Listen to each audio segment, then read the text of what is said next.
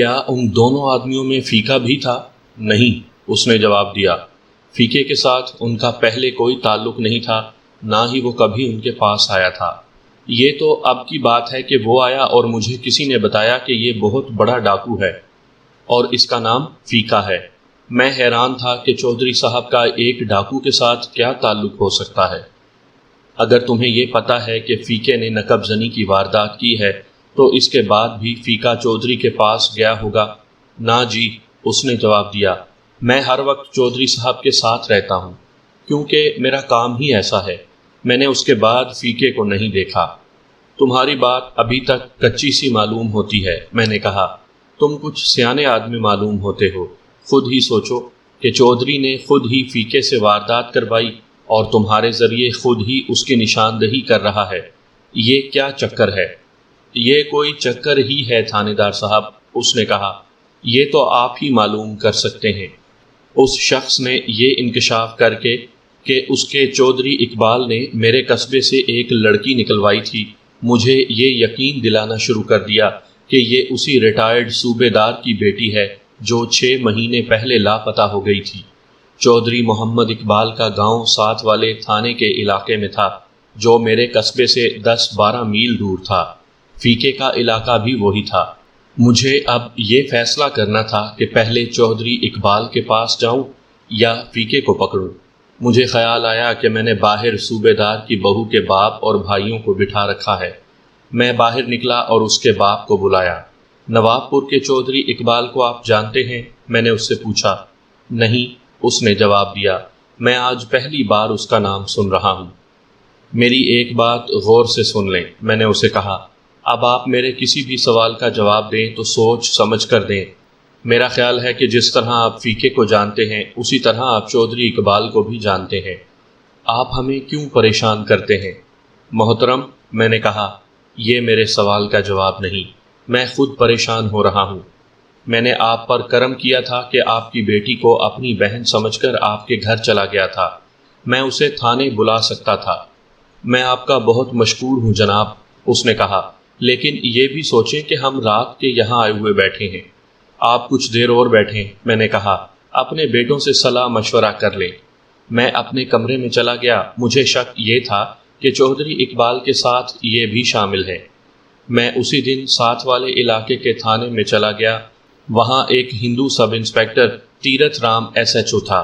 دوسرے تھانے کے علاقے سے کسی ملزم کو پکڑنا یا وہاں جا کر تفتیش کرنا پولیس کے ایک خاص دفتری طریقہ کار کے تحت ہوتا ہے۔ آپ کو اس طریقے اور ان دفتری کارروائیوں کے ساتھ دلچسپی نہیں ہونی چاہیے۔ تھانے دار ایک دوسرے کے ساتھ تعاون کیا کرتے تھے۔ میں نے وہاں جا کر تیرتھ رام سے کہا کہ فیکے ڈکیت کو پکڑنا ہے۔ تیرتھ کو اس کے ٹھکانے کا علم تھا۔ فیکا اس اونچی سطح کا ڈاکو نہیں تھا کہ اس نے اپنی حفاظت کا انتظام کر رکھا ہوتا۔ تیرتھ رام اسی وقت اس کے ٹھکانے پر چھاپا مارنے کے لیے تیار ہو گیا۔ مجھے امید نہیں تھی کہ فیکا آسانی سے ہاتھ آ جائے گا، لیکن خدا نے ایسا کرم کیا کہ فیکا گھر پر ہی مل گیا۔ بڑے تیز بخار نے اسے پہلے ہی گرفتار کر رکھا تھا۔ 2 تھانے داروں کو دیکھ کر اسے پریشان تو ہونا ہی تھا۔ فیکے دوست، میں نے اسے کہا، سرخ صندوق تو مل گیا ہے، اس میں جو مال تھا وہ بھی دے دو۔ اس نے پسو پیش کی جو اسے کرنی ہی تھی۔ آدمی استاد تھا۔ اس کا خیال تھا کہ ہمارے پاس کوئی شہادت نہیں ہے۔ فیکے، میں نے کہا، تمہاری انگلیوں کے نشان شہادت دے رہے ہیں، میرے پاس کچھ اور شہادت بھی ہے۔ پھر مجھے گرفتار کر لو، اس نے کہا، اور عدالت میں میرا جرم ثابت کر دو۔ تمہارا جرم ثابت ہے فیکے، تیرتھ رام نے کہا، مال برآمد کروا دو، مجھے جانتے ہو نا۔ وہ اتنا کچا نہیں تھا، صاف انکار کر رہا تھا۔ میں نے تیرتھ رام سے کہا کہ خانہ تلاشی لو۔ وہ اٹھ کھڑا ہوا۔ ہم جب صحن میں گئے تو وہاں 2 عورتیں تھیں، ایک ادھیڑ عمر اور دوسری جوانی کے آخری دور میں تھی۔ ایک کو میں نے پکڑ لیا اور تیرتھ رام کو اشارہ کیا کہ وہ دوسری کو پکڑ کر پرے لے جائے۔ معلوم ہوا کہ یہ دونوں اس کی بیویاں ہیں۔ سچ بولو گی تو فائدے میں رہو گی، میں نے اس عورت سے کہا جو میرے قبضے میں تھی۔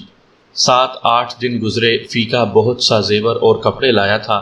وہ خود ہی بتا دو کہاں رکھے ہیں۔ نہیں بتاؤ گی تو ہم خود برآمد کر لیں گے اور تمہیں گرفتار کر کے ساتھ لے جائیں گے۔ ایسا تو نہیں ہو سکتا تھا کہ وہ فوراً بتا دیتی۔ مجھے چونکہ یقین تھا کہ مجرم فیکا ہی ہے اور وہ چوری کا مال یہیں لایا ہوگا، اس لیے میں نے اس عورت پر ذرا سا تشدد کرنا جائز سمجھا۔ میں نے اس کی گردن کے پیچھے ہاتھ رکھا اور زور سے آگے کو دھکا دے کر بلند آواز سے کہا، اسے ہتھکڑی لگا لو اور تھانے لے چلو۔ اسے دراصل ہتھکڑی نہیں لگانی تھی، اسے صرف ڈرانا تھا۔ وہ اوندھے منہ گر پڑی تھی۔ 2 کانسٹیبل دوڑے آئے، انہوں نے بڑی بے رحمی سے اسے اٹھایا اور باہر کی طرف گھسیٹنے لگے۔ فیکا بھی اٹھ کر آ گیا۔ ملک صاحب، فیکے نے اٹھ کر کہا، یہ بات ٹھیک نہیں، اتار دو کپڑے ان دونوں عورتوں کے۔ ایک کمرے کے دروازے سے تیرتھ رام کی آواز آئی۔ اس نے فیکے کو ایسی گالی دی جو کسی ڈکشنری میں نہیں ملتی اور کہا، بکواس کرتا ہے کہ یہ بات ٹھیک نہیں، دیکھ میں تیری اس ماں کے ساتھ کیا سلوک کرتا ہوں۔ تیرتھ رام کے قبضے میں جوان عورت تھی۔ اس نے اس عورت کا گریبان پکڑ لیا اور اسے گھسیٹ کر کمرے کی طرف لے جانے لگا۔ اس عورت نے اونچی آواز میں رونا شروع کر دیا اور دروازے میں بیٹھ گئی۔ تیرتھ رام نے 2 کانسٹیبلوں کو آواز دی۔ فیکا دوڑا آیا اور اس نے تیرتھ رام کا بازو پکڑ لیا۔ دوسری عورت کو 2 کانسٹیبل گھسیٹتے ہوئے باہر لے جا رہے تھے۔ فیکا منت سماجت پر آ گیا۔ ان عورتوں کو چھوڑ دو، اس نے کہا۔ دونوں عورتوں کو جوں ہی چھوڑا گیا، ان کی زبانیں چل پڑیں۔ دونوں مل کر فیکے کو گالیاں دے رہی تھیں۔ ان کے ہونٹوں سے جھاگ اڑ رہی تھی۔ دونوں مل کر اسے گالیاں دے رہی تھیں جو الگ الگ کرنی بڑی مشکل تھی۔ مجھے ادھیڑ عمر عورت کی ایک بات یاد رہ گئی ہے۔ اس نے فیکے کے بالکل سامنے جا کر اور ہاتھ اس کے منہ پر دے کر بڑی غصیلی آواز میں کہا، بلا اپنی ماں کے ان خصموں کو جن کے ساتھ تو ڈاکے ڈالتا ہے اور وہ اپنا حصہ وصول کر کے گھروں میں جا بیٹھتے ہیں۔ فیکے نے اس کو ایک ہی سانس میں 3-4 گالیاں دے ڈالیں۔ میں فیکے کے پیچھے کھڑا تھا۔ میں نے پیچھے سے فیکے کی گردن پر پوری طاقت سے تھپڑ مارا۔ اس کی بیوی اس کے سامنے 2-3 قدم دور کھڑی تھی۔ فیکا اس کے ساتھ ٹکرایا۔ اس عورت نے اس کے سر پر 2 ہتھڑ مارنے شروع کر دیے۔ فیکا پہلے ہی بخار سے مر رہا تھا۔ وہ منظر بڑا ہی دلچسپ تھا۔ مختصر یہ کہ پولیس بھی اس کے خلاف تھی اور اس کی بیویاں بھی اس کے خلاف ہو گئیں۔ وہ ایسا پھنسا کہ اسے ہتھیار ڈالنے پڑے۔ اس نے بتایا کہ مسروقہ زیور ایک کوٹھڑی کے کونے میں دبا رکھا ہے جس کی اس نے نشاندہی کی۔ تیرتھ رام گھر سے باہر آ گیا۔ باہر تماشائیوں کا ہجوم کھڑا تھا۔ نمبردار دروازے میں کھڑا تھا۔ تیرتھ رام 2 آدمیوں کو اپنے ساتھ اندر لے آیا۔ مسروقہ مال کی برآمدگی ان گواہوں کے سامنے کروانی تھی جنہیں مشیر کہا جاتا ہے۔ فیکے نے گواہوں کے سامنے کوٹھڑی کے کونے میں رکھی ہوئی مٹی کی ڈولیاں ہٹا کر ہاتھ سے مٹی ہٹائی اور ایک پوٹلی نکال دی۔ میں نے اسے کھول کر دیکھا، اس میں زیور تھا۔ کیا زیور اتنا ہی تھا؟ میں نے پوچھا۔ نہیں، اس نے جواب دیا، میرا ساتھی اپنا حصہ لے گیا ہے۔ وہ کہاں ہے؟ میں نے پوچھا۔ اور وہ کون ہے؟ ملک صاحب، اس نے طنزیہ سی مسکراہٹ سے کہا، میری ہڈیاں توڑ دو، اپنے ساتھیوں کو دھوکہ نہیں دوں گا۔ میں خاموش رہا۔ اس نے ایک سوٹ کیس سے مسروقہ ریشمی کپڑے بھی نکال دیے۔ میں نے مشیر نامہ تیار کیا، اس پر فیکے کے اور گواہوں کے انگوٹھے لگوائے۔ ہم اسے تھانے لے گئے۔ دیکھ فیکے، میں نے اسے کہا، اپنے ساتھی کی نشاندہی کر دے۔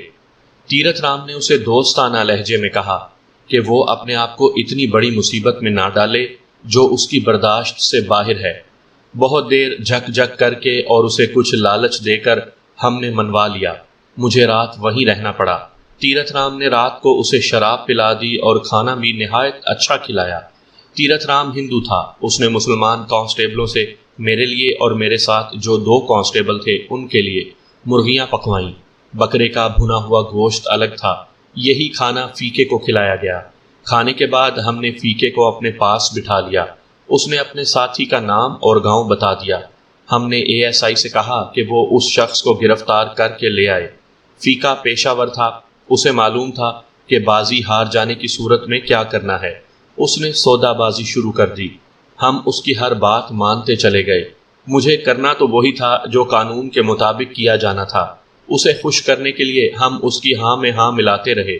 چودھری اقبال کے ساتھ تمہاری کیا دشمنی ہے؟ میں نے پوچھا۔ کوئی دشمنی نہیں، اس نے جواب دیا اور پوچھا، یہ بات آپ نے کیوں پوچھی ہے؟ ملک بھائی، تیرتھ رام نے مجھ سے پوچھا، چودھری اقبال کا اس کے ساتھ کیا تعلق ہے؟ میں نے اس کے پاؤں کو پاؤں سے ٹھوکر ماری۔ وہ میرا اشارہ سمجھ گیا۔ پھر اس نے چودھری اقبال کے متعلق کچھ نہ پوچھا۔ ہاں فیکے، میں نے پوچھا، واردات کر کے تم نے چودھری اقبال کو شکل بھی نہ دکھائی؟ میری نشاندہی اسی نے تو نہیں کی؟ فیکے نے پوچھا۔ تمہارے سوالوں کا جواب بعد میں دوں گا، میں نے کہا۔ مجھے یہ بتاؤ کہ چودھری اقبال کا اس واردات کے ساتھ کیا تعلق ہے؟ یہ واردات اسی نے کروائی تھی، فیکے نے کہا۔ کیوں؟ میں نے پوچھا۔ صوبے دار کے ساتھ چودھری اقبال کی کوئی دشمنی ہے؟ یہ تو مجھے معلوم نہیں، اس نے جواب دیا۔ میں نے تیرتھ رام کو دیکھا، اس کے چہرے پر حیرت کا بڑا گہرا تاثر تھا۔ فیکے نے بتایا کہ چودھری اقبال نے اسے کہا تھا کہ اس قصبے کے فلاں محلے میں ایک ریٹائرڈ صوبے دار رہتا ہے۔ اس نے فیکے کو صوبے دار کا نام بھی بتایا تھا۔ چودھری اقبال نے فیکے سے کہا تھا کہ وہاں سے ایک باکس اٹھا کر لانا ہے جس میں بہت سا زیور پڑا ہے۔ چودھری اقبال نے اسے یہ کہا تھا کہ وہ اس میں سے زیور کا کچھ حصہ اپنے پاس رکھے گا، باقی سب اسے دے دے گا۔ چودھری اقبال نے اسے مکان کا نقشہ بھی سمجھایا تھا اور بتایا تھا کہ وہ باکس کہاں رکھا ہے، اور یہ بھی کہ اس باکس کا رنگ سرخ ہے۔ فیکا میرے قصبے میں گیا اور اس نے کسی ایسے آدمی سے صوبے دار کے گھر کا پتہ معلوم کیا تھا جو فیکے کو نہیں جانتا تھا۔ فیکے نے مکان کے پچھواڑے جا کر دور سے دیکھا تھا۔ وہ چونکہ نقب زنی کا ماہر تھا، اس لیے اس نے بھانپ لیا کہ وہ کمرہ باہر کی طرف ہے، لہٰذا نقب موزوں طریقہ ہے۔ میں نے صوبے دار کی بہو کے باپ کا نام لے کر اس سے پوچھا کہ وہ ان کے گھر کیوں گیا تھا۔ ان کے ساتھ میری بڑی اچھی جان پہچان ہے، فیکے نے جواب دیا۔ میں دراصل صوبے دار کا مکان دیکھنے گیا تھا۔ میں ان کے گھر چلا گیا۔ یہ میں نے اس لیے کیا تھا کہ کوئی مجھے پہچان لے اور یہ سوچے کہ میں کیا کر رہا ہوں تو میں یہ ظاہر کروں کہ میں ان لوگوں سے ملنے آیا ہوں۔ ان کی کچھ زمین میرے گاؤں کے قریب ہے، وہیں ان سے سلام دعا شروع ہوئی تھی۔ اس واردات کے ساتھ ان کا کوئی تعلق ہے؟ نہیں، فیکے نے جواب دیا۔ جس کا تعلق تھا وہ میں نے بتا دیا ہے۔ کیا تم نے زیور کا وہ حصہ جو چودھری اقبال نے مانگا تھا اسے دے دیا ہے؟ نہیں، اس نے جواب دیا۔ اتنے دن کیوں نہیں دیا؟ احتیاط کی خاطر، اس نے جواب دیا۔ میں چاہتا تھا کہ کچھ دن اور گزر جائیں اور تفتیش ختم ہو جائے یا ڈھیلی پڑ جائے۔ وہ بڑے اطمینان سے باتیں کر رہا تھا، جیسے نہ وہ مجرم ہو نہ ہم تھانے دار۔ ہم نے اسے اقبال جرم کے لیے کہا، وہ فوراً مان گیا۔ اس نے جو اقبالی بیان دیا وہ سنانا ضروری نہیں۔ اتنی سی بات تھی کہ اس نے اپنے ایک ساتھی کو ساتھ لیا، نقب لگائی اور سرخ صندوق اٹھا کر لے گیا۔ راستے میں انہوں نے صندوق کا تالا توڑا اور سارا زیور اور کپڑے نکال کر لے آئے۔ فیکے کو ہم نے حوالات میں بند کر دیا۔ تیرتھ رام نے مجھے بٹھا لیا اور مجھ سے پوچھنے لگا کہ چودھری اقبال کا اس واردات کے ساتھ کیا تعلق ہے؟ تعلق جو کچھ بھی ہے، میں نے کہا، ہمیں اس سے کیا؟ ملزم کا یہ کہنا کہ اسے فلاں نے کہا تھا کہ یہ واردات کرو، قانون کے لیے قابل قبول نہیں ہو سکتا۔ تم تو جانتے ہو، ویسے یہ کہانی لگتی دلچسپ ہے۔ کہانی کو کاٹ مارو ملک بھائی، تیرتھ رام نے کہا۔ چودھری اقبال میرا یار ہے، وہ ایسا آدمی نہیں۔ فیکا جھوٹ بول رہا ہے، یا یہ کسی دشمنی کی وجہ سے چودھری اقبال کو پھنسانے کی کوشش کر رہا ہے۔ میں اسے بتانا چاہتا ہوں کہ ایک ڈاکو اس پر یہ الزام عائد کر رہا ہے۔ تیرتھ رام کا تو چودھری اقبال دوست تھا، اس لیے وہ اسے خبردار کرنا چاہتا تھا۔ میں تو اسے جانتا ہی نہیں تھا، مجھے بھی اس کے پاس جانا تھا۔ میرے جانے کا مقصد یہ تھا کہ فیکے کے خلاف کیس تیار کرنے میں مدد مل سکتی تھی یا پھر کوئی نئی بات سامنے آ سکتی تھی۔ سورج غروب ہوئے 1 گھنٹہ گزر گیا تھا۔ تھانے سے چودھری اقبال کا گاؤں 1.5 میل دور تھا۔ ہم دونوں گھوڑوں پر وہاں گئے۔ چودھری اقبال سو گیا تھا۔ اسے ایک نوکر نے جگایا تو وہ گھبراہٹ کے عالم میں باہر آیا۔ 2 تھانے داروں کا رات کو اس کے گھر جانا بلا وجہ نہیں تھا۔ اس کی زبان ہکلا رہی تھی۔ تیرتھ رام نے میرا تعارف کروایا تو اس کی گھبراہٹ بڑھ گئی۔ وہ ہمیں بیٹھنے والے کمرے میں لے گیا اور ہم سے پوچھا کہ ہم اس وقت کیوں آئے ہیں۔ چودھری صاحب، تیرتھ رام نے کہا، آپ اتنا زیادہ ڈر کیوں رہے ہیں؟ آپ کے منہ سے تو بات بھی نہیں نکل رہی۔ نہیں، وہ پھیکی سی ہنسی ہنس کر بولا، آپ اس وقت آئے ہیں۔ تیرتھ، میں نے کہا، اگر چودھری صاحب تمہارے دوست ہیں تو انہیں زیادہ پریشان نہ کرو، بتا دو۔ فیکے ڈکیت کے ساتھ آپ کا کیا تعلق ہے؟ تیرتھ رام نے اس سے پوچھا۔ اس کے ساتھ آپ کی دوستی ہے یا دشمنی؟ میں نے پوچھا۔ کچھ بھی نہیں، اس نے جواب دیا۔ چودھری صاحب، میں نے کہا، آپ نے میرے قصبے کے ایک ریٹائرڈ صوبے دار کے گھر نقب لگوائی ہے۔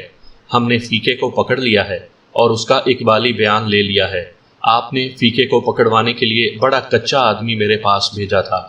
اسے آپ نے صندوق کا رنگ نہیں بتایا، صندوق کا سائز بھی نہیں بتایا۔ وہ خاموش رہا۔ مجھے سمجھ نہیں آئی۔ میں نے کہا، فیکے سے آپ نے واردات کرائی اور خود ہی اسے پکڑوانے کی کوشش کی، یہ معاملہ کیا ہے؟ اس کی زبان تو جیسے بند ہی ہو گئی تھی۔ ہم آپ کو گرفتار کرنے نہیں آئے، تیرتھ رام نے کہا۔ میں دوستی کا حق ادا کروں گا۔ آپ کو گرفتار کیا بھی نہیں جا سکتا۔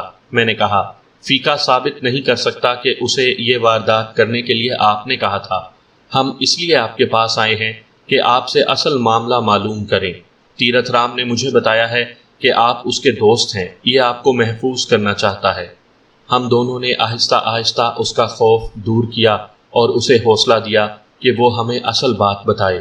وہ اتنا ڈر گیا تھا کہ اس نے بات شروع کی تو اسے پتہ نہیں چلتا تھا کہ کون سا واقعہ پہلے سنائے۔ ایک بات شروع کر کے اسے وہیں رہنے دیتا اور دوسری بات شروع کر دیتا۔ اس سے مجھے شک ہوتا تھا کہ معاملہ سنگین ہے۔ چودھری اقبال خوبصورت آدمی تھا۔ اس زمانے کے معیار کے مطابق اس کا جسم بہت اچھا تھا، دیکھنے کو جی چاہتا تھا، لیکن اس سے ایسی حرکت سرزد ہو گئی تھی کہ وہ کمزور اور بیکار سا آدمی لگتا تھا۔